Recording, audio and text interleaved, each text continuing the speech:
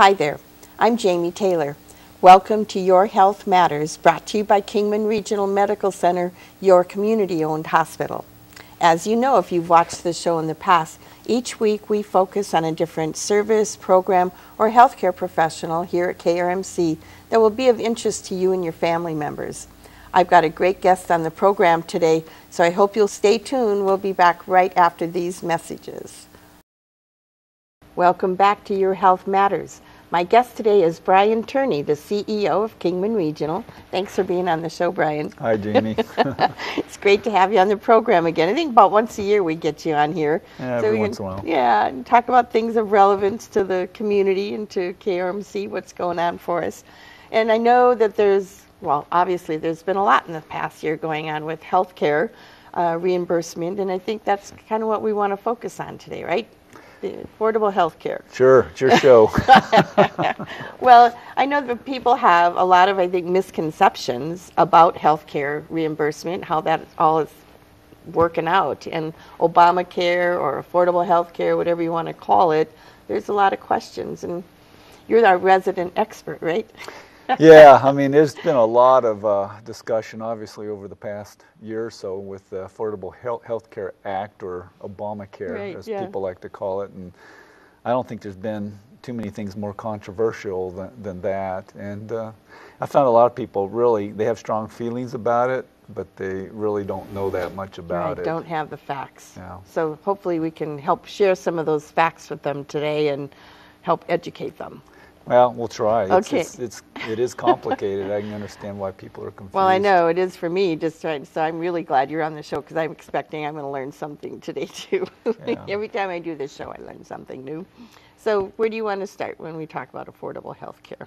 Well, I think one thing people don't understand is with our current system, what's going on right now. And I think it's important that people at least have an understanding of what the problems are. Mm-hmm. Whether you agree or not with the solutions that are being proposed, I guess that's a different story. But, for example, right now at our hospital, and this is not that unusual for a Arizona hospital, or actually most hospitals, but with our current, our patient mix, where they get their insurance, a lot of people don't realize that between the Medicare program, the Medicaid program, which is called Access in Arizona, and people that don't have insurance, that makes up 80% of our patients. Wow. So only 20% right now have some type of commercial insurance. And the other thing people don't realize is the disparity in payment. For example, somebody that doesn't have insurance, we typically get nothing, or on average 2 cents. On the bill. Okay. And then Medicaid or Access, we get about 17 cents. Wow. Of the bill paid. Not a huge improvement. No, and then Medicare's not that much better. We're around 21 cents versus a commercial insurer that pays anywhere from 70 to 100% of the bill. What people don't realize is that if everybody just paid their fair share, we could lower our rates 70% and still be in the same position financially. Wow. So there's a lot of cost shifting going on. The people that have insurance are paying for either people that don't have insurance or the lack of payment from the governmental programs, which fundamentally is, I guess in some ways people feel is unfair, but that's how you make ends meet. Right. So anyway, people are trying to address that through reform. Obviously, a huge one is the Affordable Health Care Act, or Obamacare, which attempts to get more people insured. So you have at least a lesser need of that type of cost shifting. And that doesn't really, that's been an issue for quite a while. We've had a lot of people out of work with no insurance for a while now. And so this is going to help those folks, right? Well, it actually, when you take a look at the program itself, there's a lot of different pieces of this that try to fix it, and it's actually based to a large degree after what was done in Massachusetts. Okay. So that was kind of the guinea pig, if you would? Yeah, I mean, the same people that were involved with getting that set up in Massachusetts were the advisors with on the federal scene and getting this set up. Did it work in Massachusetts? Well, actually, it did. I mean, it still got some issues. There's I think the costs have been higher than people have expected, but the last I saw is virtually all of the people in the state have some type of insurance. But again, it doesn't address other issues like access. You know, you can have people having insurance, but if you don't have enough providers, can you get appointments? Can you get taken care of? True, I didn't think about that side of it. Yeah, You know, so I mean, you could have insurance, but nobody to go see. yeah, and if you don't have the providers and a higher demand, then that creates longer wait times and those types of things. But overall, I think a lot of people felt that was, to a large degree, a success. Okay. I think, as I talk to people, I think the biggest concerns with Obamacare is just so big. There's so many unknowns. It's being done on a federal basis.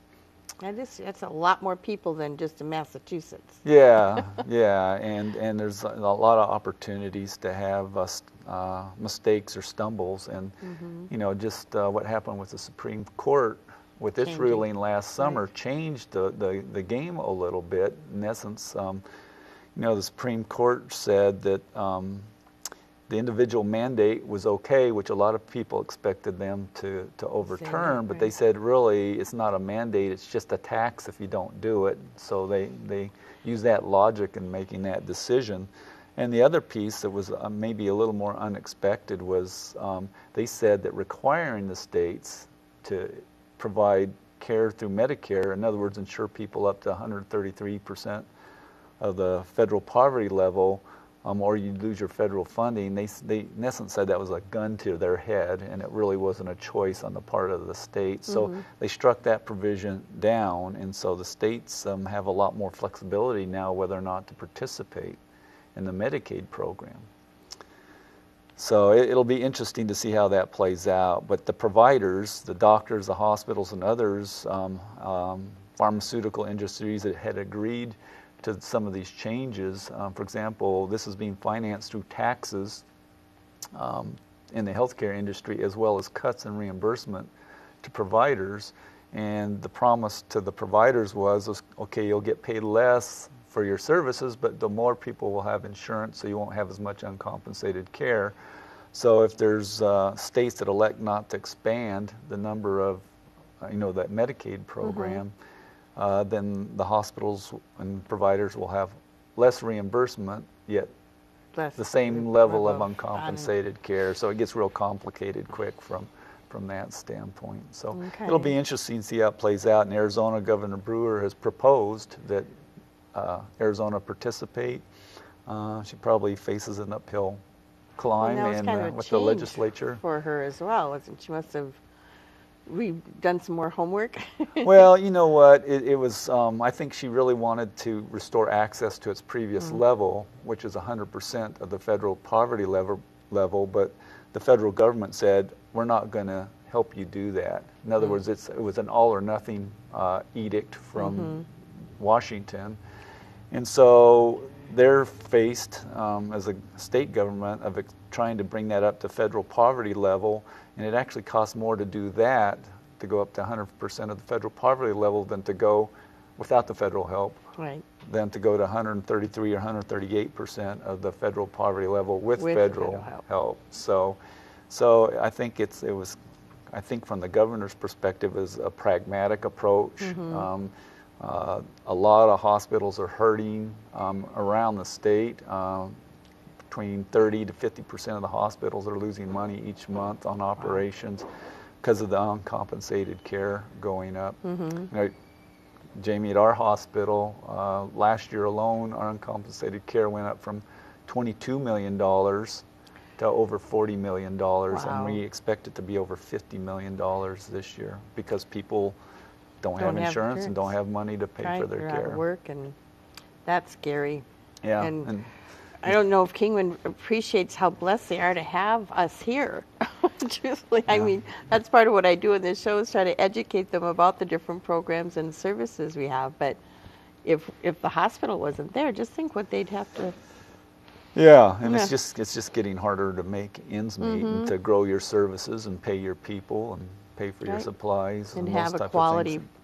product and service that you're providing too. Yeah, and the demand is up. A lot more people are coming through the emergency room and others because they can't get into providers, and so it's a Well, challenge. and I think what happens from what I'm hearing too, a lot of times folks who don't have insurance, so they don't go to the doctor until it gets really bad, and then they end up in the ER, which some, so they don't have that preventative side of it Yeah, taking I place. think I think everybody, the experts say that happens, and certainly our experience has been that people tend to, if they can't get in can't afford to see a doctor, or they can't get in because it's a long wait, Right. then they'll tend to go to the emergency room for things that probably could have been taken care of in a less expensive setting. Right, right.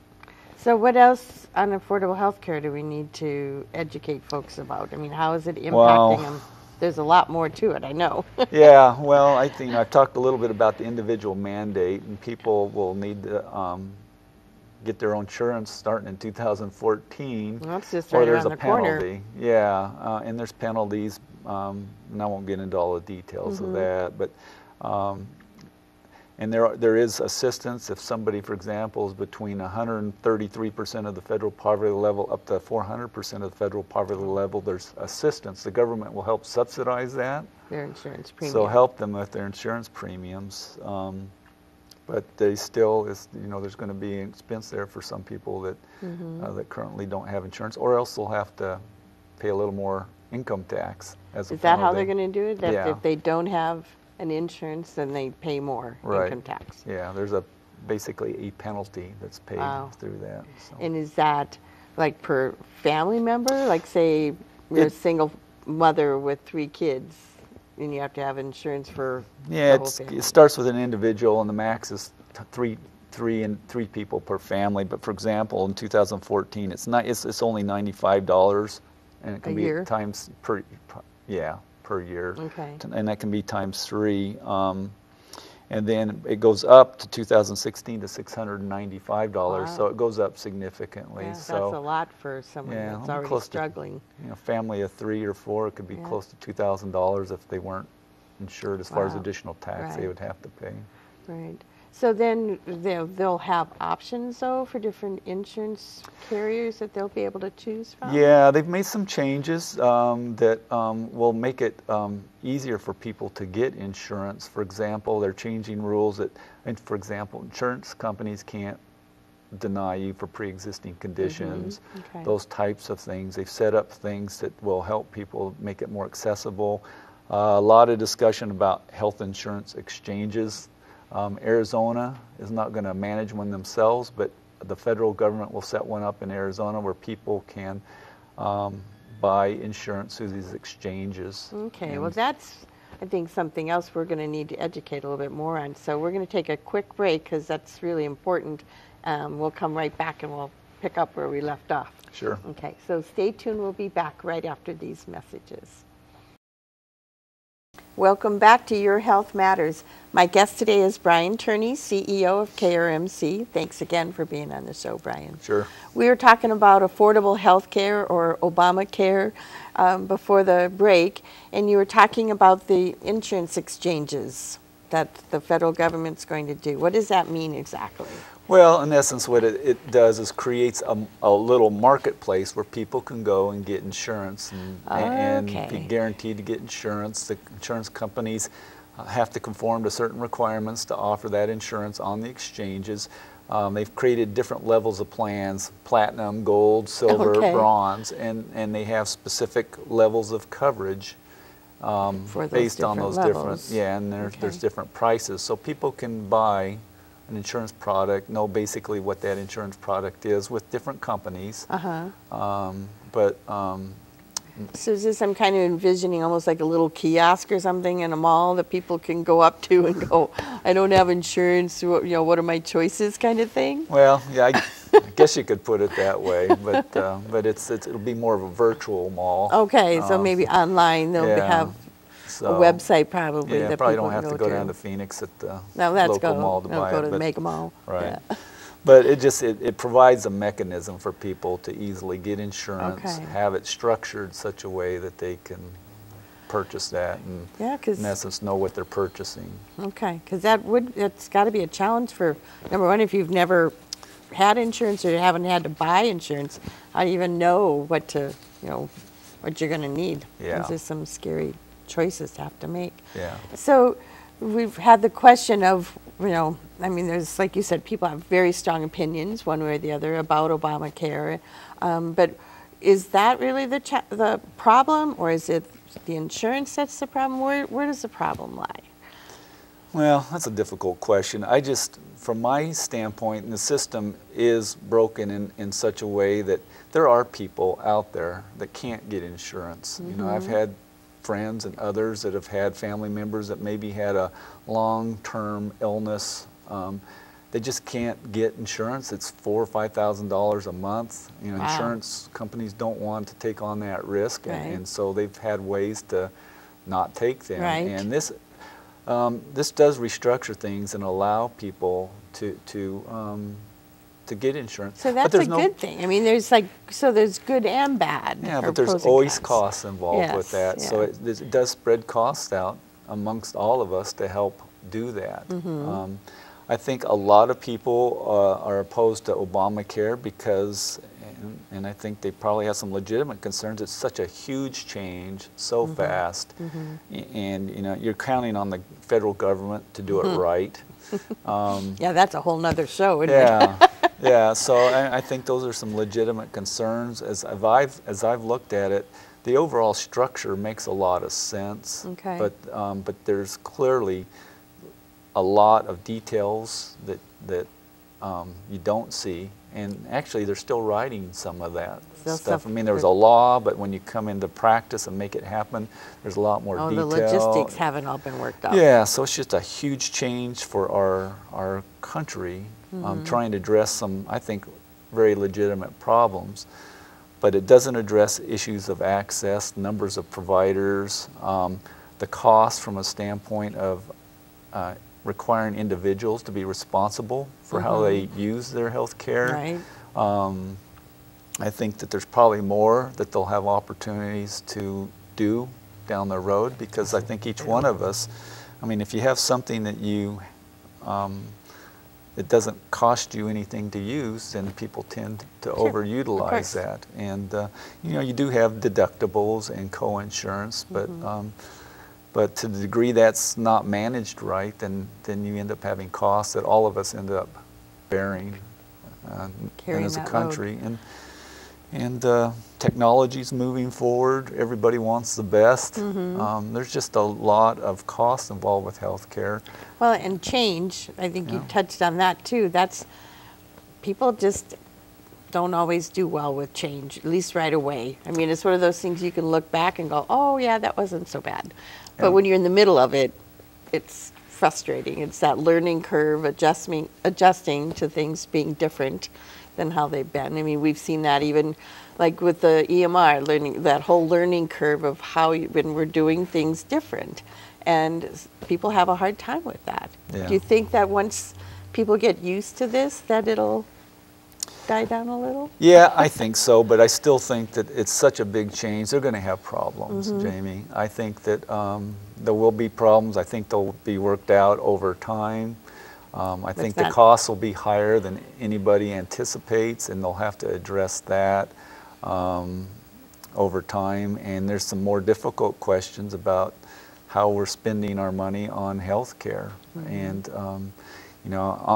I see regularly where you have people that there's a lot of money spent at the end of life, and some people deal with that very well. You say, you know what, quality of life's important to me. I don't need XYZ machines plugged into me to the quality versus quantity type of But thing. there's some families that struggle with that, and they want everything done for their mother or grandmother or father or whoever it might be. Can be very, very expensive, and sometimes it's futile. But that's very political. Right. And the politicians weren't about to jump into that. They don't want to and touch so it. they fixed part, or trying to fix part of it, but there's pieces of it because of the politics that nobody's been willing to jump into. And that's real personal too. Like you said, that's why they don't want to touch it, because it's a very individual person's choices about death and how they deal with dying and that. So those are some tough choices. But so bringing it back to Kingman, okay, the challenges that KRMC faces, like we talked about, you were mentioning the providers, and I know that we're on an ongoing recruiting basis, always looking for more healthcare professionals here, but that's a challenge. And what other things are we facing? Well, we have to be economically viable to be able to afford to bring in additional providers and bring in quality providers, and obviously that's part of our mission. Sure, we to don't do just that. want a warm body. We want the right warm body. Right. But you know, when we talk to physicians and others are from other communities that are taking a look at Kingman, I mean, one of the first questions they ask me is, you know, are you economically viable? Are you ready to go under? I don't want to come to a place that, you know, that can't, not going to be here. Not going to be here, or just can't afford to provide the kind of care that they want to provide. So that's a challenge for us. And like I say, with these changes, it's clear that we're going to have to figure out how to be more efficient and also improve the quality that we provide. Pieces of that are part of this act, and I actually don't think they're all that bad. For example, we have to report certain quality measures that are on websites and other places so the public can see them. And we are actually, our reimbursement is changed up or down based on how we perform with so what we patient get back satisfaction. From the reimbursement from Medicaid, Medicare? Medicare. Okay. Medicare, our inpatient Medicare reimbursement is affected by how we do on certain quality measures and patient satisfaction measures. And so it's important that we continue to get better, yet we're having to do that with a squeeze on the reimbursement piece. And you know, we still have to recruit nurses and rad techs and physicians and others, and it's a national competitive market. So those are the challenges that we're going to be facing as an institution. As we move forward, okay. And I think that the community is involved as well. I share when I'm out in different events and things how when we recruit, that we're not just recruiting the physician, we're recruiting their family members as well. And so I always try to encourage our community to be a positive, good place where people want to come to, you know, because we want them not only to move here, I think the doctors, once they understand what we have to offer and that, they're probably not too reluctant to come, but it's getting the wives to come sometimes. Yeah, I mean, when they're making their decisions, they're taking a look at, okay, what's the opportunity itself from a professional standpoint. Once they get past that hurdle, that they feel like they've got a place where they can be utilized and feel like they're making a difference.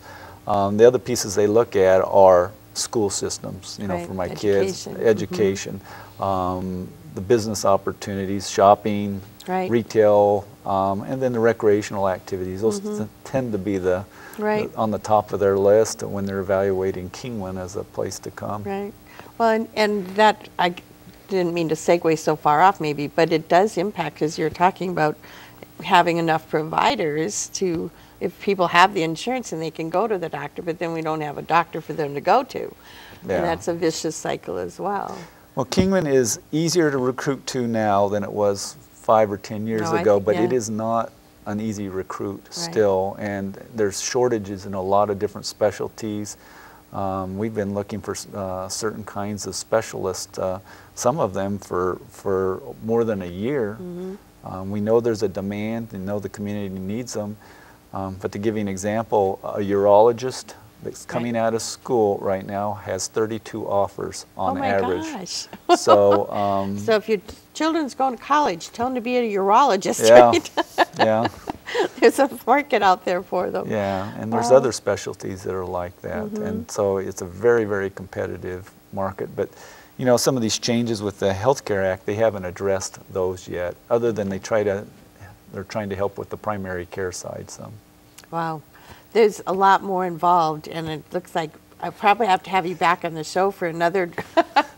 We can go into more details maybe if you decide to later. We'll see what happens. Well, you can talk about this act for health, Obamacare, probably for hours and hours and still not get finished and still not get settled. Everybody's going to have an opinion about it. So. Well, I appreciate you taking time, Brian, to educate us, at least give us of that little nutshell of it. A lot to talk about in a half-an-hour program, but thank you. I hope you learned something today. I did. I always do. So thank you for joining us, and we'll see you next week with another great guest in the program.